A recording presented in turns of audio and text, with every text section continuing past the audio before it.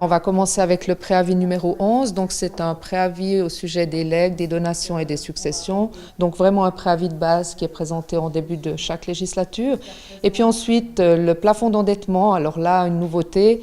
Pour cette législature, nous allons présenter un préavis sur le plafond d'endettement avec un montant de 128 millions. En fait, c'est la consolidation des deux préavis qui avaient été présentés pendant la législature passée, soit 108 millions pour le plafond d'endettement et 20 millions pour le plafond d'écautionnement. Donc on reste dans les mêmes montants, on a juste englobé les deux préavis. Gland va aussi se pencher sur ces transports, sur les piétons, sur les passages sous voie et sur les trottoirs. Oui, en effet, M. Hubelart avait présenté un postulat qui demandait à ce que la municipalité propose une jonction multimodale proche de la gare pour faciliter le transit des piétons, des cyclistes.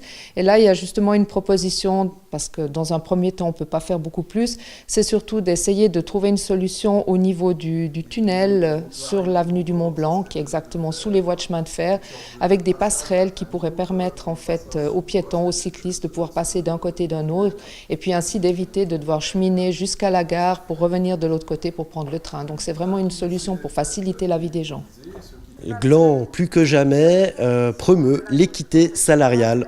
Oui, là aussi, c'est également une réponse à une interpellation à Madame Vilaine qui avait présenté un postulat à ce sujet. On lui avait répondu au mois de février de cette année.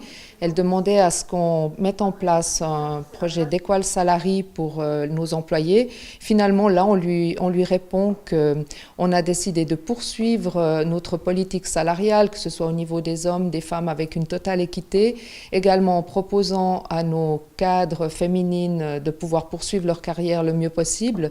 Et puis là, on a un projet pour travailler avec un logiciel fédéral qui vient en fait du Bureau fédéral de l'égalité.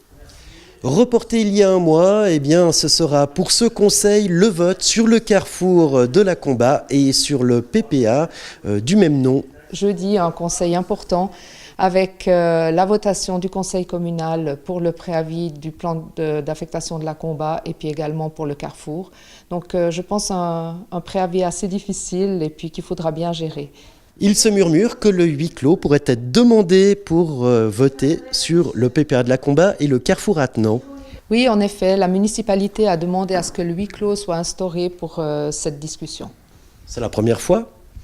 À mon avis, depuis que je suis municipale, oui, c'est la première fois, mais ça a dû se passer par le passé, certainement.